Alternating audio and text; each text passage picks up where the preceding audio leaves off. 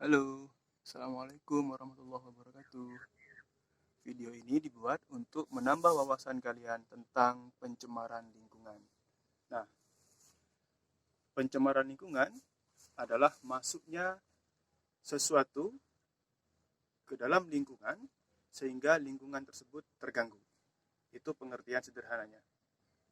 Nah, bila diberikan contoh, yang paling sering dicontohkan itu adalah misalnya pencemaran udara oleh asap pabrik, asap kendaraan, dan juga asap rokok loh ya. Kemudian misalnya juga limbah industri yang masuk ke dalam lingkungan perairan seperti sungai, danau, atau laut. Juga limbah-limbah sekitar kita yang kita biarkan masuk ke tanah sehingga tanah tercemar. Nah, kunci dari pencemaran itu ada beberapa. Yang pertama adalah adanya pencemar atau polutan dan lingkungan yang terganggu.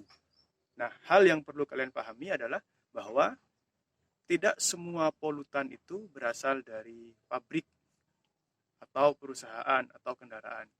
Bisa saja ada di lingkungan sekitar kita. Seperti apa? Mari kita lihat contohnya. Nah, ada yang tahu ini apa? Ini adalah lubang got atau comberan. Ya, di sini sisa bekas kita mandi, cuci piring, cuci baju itu dibuang. Sehingga airnya bercampur dengan sabun atau deterjen. Nah, air sabun atau deterjen itu jika dibiarkan mengalir di tanah atau kita masukkan ke tanah, nah tanah tersebut menjadi tidak subur. Contohnya seperti tanah ini. Ini adalah bekas comberan yang dulu dibiarkan begitu saja. Sangat luas di sini. Nah, sampai sekarang masih kelihatan. Sudah saya coba tanami bunga, hasilnya seperti ini. Ya, mati ya. Cuma beberapa tanaman yang kuat tetap tumbuh seperti ini. Gulma ini ya. Nah, ini. Mati juga ini. Karena tanahnya tidak subur. Dulu air sabun atau deterjen dibiarkan di sini. Nah, bagaimana biar ini bisa ditanami? Kita harus di atasnya ini kita beri tanah yang subur. Atau dengan cara membuat pot seperti ini. Nah, seperti ini ya. Kemudian ini harus tanahnya harus subur. Kemudian ditanami tanaman di sini, kemudian kita masukkan ke tanah seperti itu. Cuman bagaimanapun tidak baik membuang comberan, limbah industri, limbah rumah tangga langsung ke tanah. Harus kita saring terlebih dahulu. Nah, bagaimana menyaring atau menetralisir limbah yang masuk ke tanah tadi? Nanti kita akan bahas di video selanjutnya. Nah, tetapi ada hal yang saya sampaikan. Mungkin ini info baru ya. Polutan tidak selamanya merupakan zat-zat beracun. Bisa jadi makhluk hidup. Seperti apa contohnya?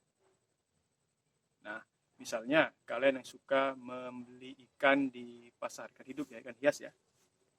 Nah, beberapa jenis ikan seperti ikan sapu-sapu yang seperti lele cuman kulitnya keras.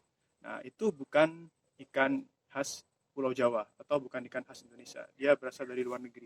Nah, ketika kita membeli itu, kemudian setelah beberapa saat kita mungkin banyak ya atau besar, kita lepaskan ke air sungai di sekitar rumah kita, karena misalnya kita sudah tidak mampu memeliharanya atau kita sudah bosan. Nah, dia menjadi polutan atau pencemar. Kenapa? Karena sungai di sekitar kita tidak terbiasa ada ikan tersebut. Nah, dia bisa merusak keseimbangan ekosistem sungai. Misalnya hilangnya jenis-jenis tumbuhan atau ikan-ikan tertentu di sungai. Organisme-organisme yang biasa ada kemudian bisa menjadi punah, hilang karena dimakan oleh hewan tersebut. Juga misalnya kura-kura yang sering kita beli di pasar atau di toko ikan dan sebagainya, itu kalau dia bukan hewan asli di sekitar kita, tidak boleh kita lepaskan di lingkungan sekitar karena merusak. Contoh lagi yang paling mudah adalah mereka yang suka membuang kucing di sawah.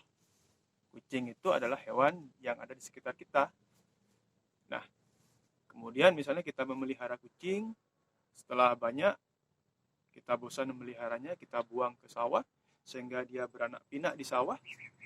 Nah, kucing itu yang bukan sebenarnya hewan sawah sekarang menjadi hewan yang biasa ada di sawah dan dia menjadi polutan dari makhluk hidup. Nah, apa efeknya? Nah, kalau dulu kalian sering menemukan puyuh liar di sawah, sekarang sangat susah. Jika di sawah-sawah tersebut ada kucing liarnya. Nah, paham ya? Jadi, dipahami, polutan bukan hanya berupa makhluk benda mati atau zat-zat beracun dari industri dan sebagainya, tapi juga bisa berasal dari makhluk hidup. Dan tentunya polutan ada di sekitar kita. Oleh karena itu, kita harus bijak. Jangan membuang zat-zat pencemar di sekitar kita. Sampah juga adalah polutan. Nah, bagaimana sampah agar tidak jadi polutan? Nah, kita jadikan misalnya humus, kalau plastik kita daur ulang, dan sebagainya.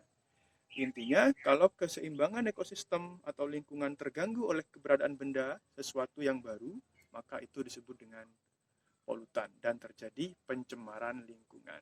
Nah, sebagai generasi penerus bangsa, kalian harus menjaga lingkungan agar bebas dari polutan dan kita terhindar dari pencemaran lingkungan. Paham ya? Terima kasih.